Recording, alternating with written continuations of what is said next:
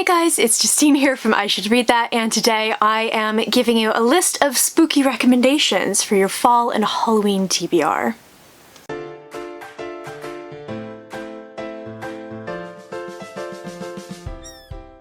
I am by no means an expert in the horror genre. I have only really just started reading it in a more serious way this year, but I do have some things that I think you guys would really enjoy for your sort of atmospheric fall reading, for your October reading, your Halloween TBRs, and these are all books that I have read and really enjoyed. And if you are looking for more horror recommendations, I cannot recommend Rachel from the Shades of Orange BookTube channel more highly. She is a friend of mine, and she is, as far as I'm concerned, the queen of horror books, so she does a lot of really great videos. Check her out. I'll link her up above and down in the description. So I have 7 books to show you by my count, and they range from kind of contemporary set to historical set. We've got adult, we've got YA, there's a novella in here. All of these books I think would work really well for you guys. They're all things, as I said, that I have enjoyed, and I think the fact that they do sort of blend genres a little bit with fantasy or with YA, although YA is not a genre, and with kind of historical fiction, I think that they would be a good fit for you guys. So let's get started with one that I talked about fairly recently because I read this in quarantine, and speaking of Rachel from the Shades of Orange, she actually recommended this to me because she thought that I would really enjoy it. So this is Come Closer by Sarah Gran. This is a novella, so it's quite short, and I feel like all I really need to tell you about this book is that it is a first-person demonic possession story, which is basically what sold me on this book. It's the story of a woman, and it's told in the first person, and she kind of has a very normal life. She lives with her husband, she lives in this house, and suddenly she starts hearing kind of tapping on the walls, and then she starts to kind of act out in ways that are just outside of her personality, snapping at people and stuff. And then she starts having these very strange dreams, and she realizes that she is being possessed by a demon. It's real good. I really enjoyed this one. I read it probably in May, maybe, and it's really stuck with me. I really liked this one. And if you're looking for something that is a little on the shorter side and definitely on the creepy side, but not going to absolutely scare the crap out of you, I would highly recommend this one, although it is, I thought, quite scary. Next up, we have a historical fiction / horror book. This is one that everyone has been talking about, and rightfully so. It came out, I believe, in June of this year, and it is absolutely well worth your time. This is Mexican Gothic by Silvia Moreno Garcia. So this book is set in the 1950s in Mexico, and it follows a young woman named Noemi, and she gets a letter from her cousin who was recently married and living far off in the countryside, and she's saying that her husband is trying to kill her. So she ends up going out and sort of checking out the situation, seeing what's going on, and kind of trying to avoid a scandal with her family. And it's a very weird house. It's kind of a creepy family, and everything kind of goes from there. A lot of people seem to debate what this book sort of sits in terms of genre. It's definitely a historical set horror novel, but it does have shades of kind of like Rebecca and Gothic, obviously from the title, and it's just fabulous. I really enjoyed this. I really love the main character. I thought she was amazing, and a lot of what happens in this book I feel sort of defies some of the tropes of horror, the things that we are fed in films and whatnot. So I really enjoyed the heck out of this one. It is well worth your time. I would absolutely recommend picking this one up, and if nothing else, it has an absolutely stunning cover.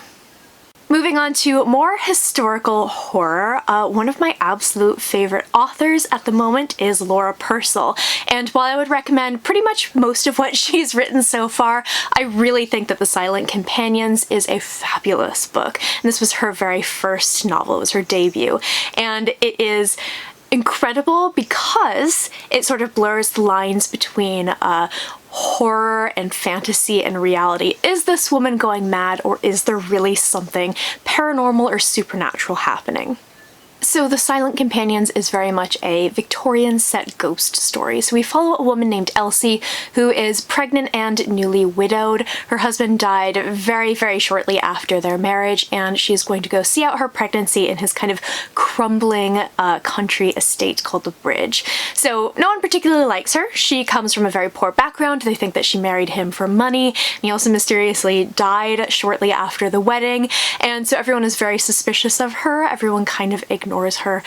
So she's sort of living at this house, and she discovers these things called silent companions, which were a very real thing. They're basically these huge, almost like cut out cardboard figures, except they're wood and they're painted and they're very, very realistic looking. And she discovers that one of these looks just like her, and its eyes start to follow her wherever she goes. And everything kind of ramps up from there. It's a really, really fabulous book. It scared the crap out of me.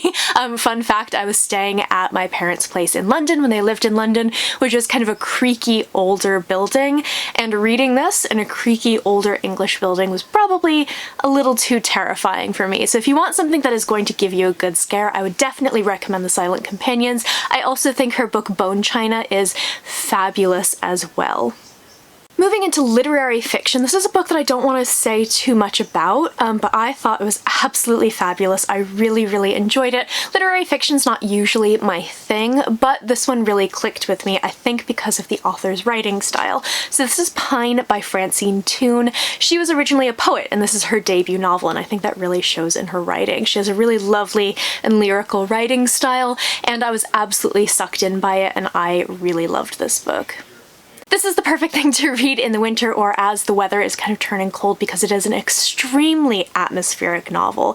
So this is set in the sort of most rural of rural parts of Scotland. We follow a young girl. She's, I believe, a teenager or preteen, and she lives with her dad, who's a single father. Her mother ran off years ago. No one really knows what happened to her, but she was kind of a free-spirited type, and her father seemed like kind of an odd couple.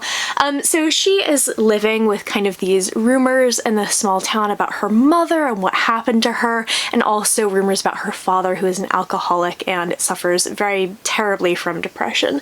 So a lot of this is about her kind of like living her life and growing up as a girl with no mum, really missing her mother. And then she and her father have this incident where they are driving down the road and they see a woman dressed in white by the side of the road. And she remembers this encounter, but her father does not. So she starts seeing this woman everywhere she goes, and anyone else who encounters her does not remember her at all. She's the only person who has any kind of memory of this woman even existing.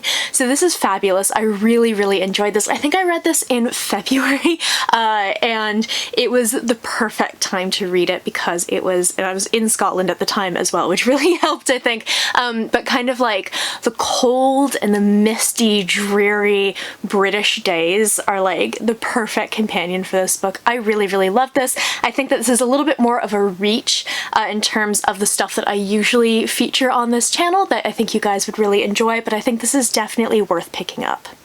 Next is a book that was hugely hyped when it first came out a couple of years ago, and I feel like I haven't seen a lot about it since, but it's definitely worth your time if you haven't read it yet. It's a little silly, it goes a little over the top in places, but I really, really enjoyed Sawkill Girls by Claire Legrand.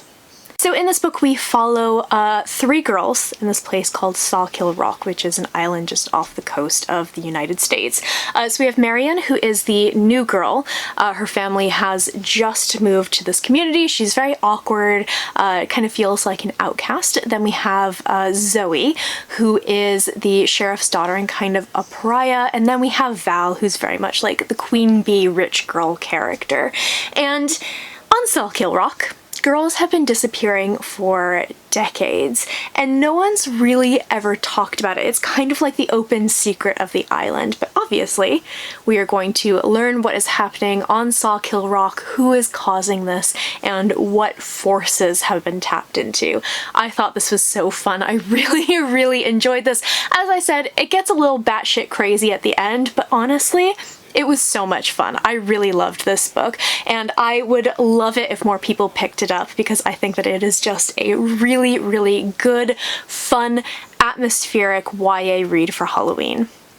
Next up is a book that I associate more strongly with kind of the deep, deep winter months. However, it's a fabulous ghost story, and I think it would be great for your Halloween TBR. So this is Dark Matter by Michelle Paver. This is a historic set ghost story. It takes place, I believe, in the 1930s, and it's basically a diary told by a man who has joined on to this expedition to this particular region in the Arctic.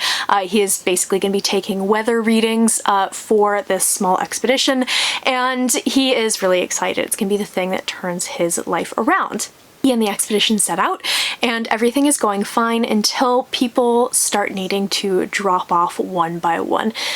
Members get injured, members get sick, and eventually he is the only person in this incredibly desolate and sort of kind of isolated region. And of course, in that part of the world, there is a period of time in the year when 24 hours of darkness descends. So this book takes place kind of right at that change, and it's all about this man in complete isolation, sort of on his own and freaking out because there is very clearly something paranormal going on. This book is excellent. This was a recommendation from one of my real life friends.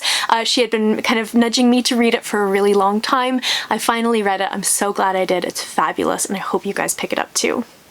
Next up is an author that you can pretty much read any of his books as far as I know, and get a really good spooky Halloween read, but the one that I'm choosing to recommend is The Southern Book Club's Guide to Slaying Vampires by Grady Hendrix.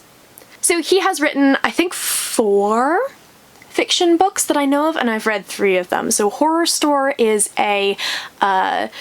essentially a very traditional haunted house story set in a knockoff IKEA, which is good fun.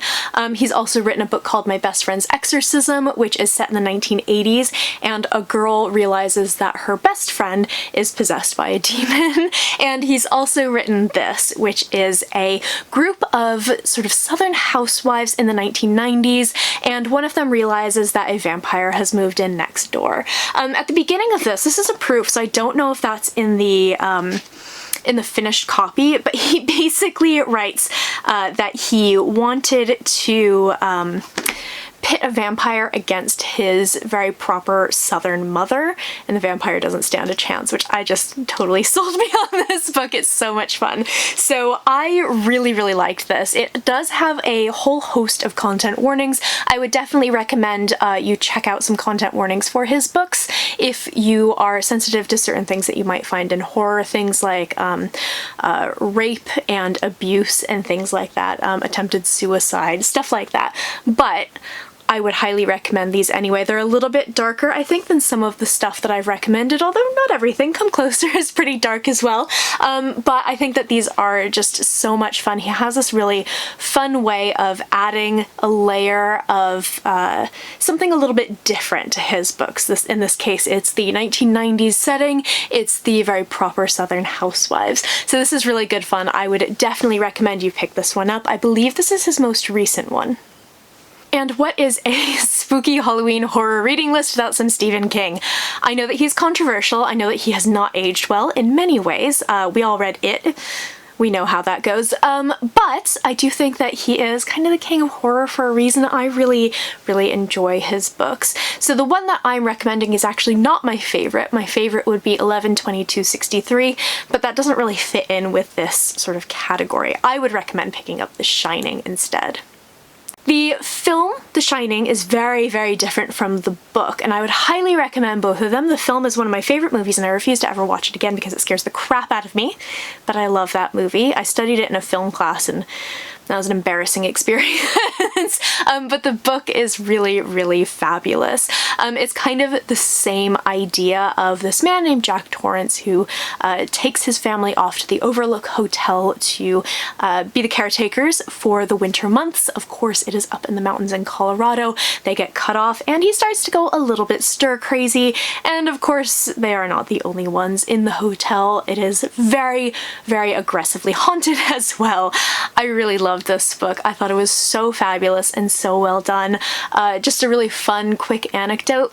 read this when I was working at my old job, where I would kind of like sit in Wendy's and read to escape my colleagues, who were wonderful and lovely, but they assumed Justine sitting there with a book meant talk to Justine because she's lonely. So I was sitting in Wendy's reading The Shining, and one of my colleagues actually came up to me and tried to say hello, but I was so engrossed in this book that he was just like, I'm gonna leave her alone. So I love The Shining. I think it's fabulous. The sequel, Doctor Sleep, is terrible. I wouldn't even bother going there, but this book is a classic for a reason. So that is it for my recommendations for some good, solid horror for your October and your Halloween TBRs. I am desperate to read more horror, so if you have any recommendations for me that you want to shout out in the comments, please feel free. Also, if you have read any of these books or if they're kind of lurking in your TBR, definitely let me know. I post bookish content to this channel fairly frequently, so go ahead and hit subscribe, check back soon, and I will see you next time.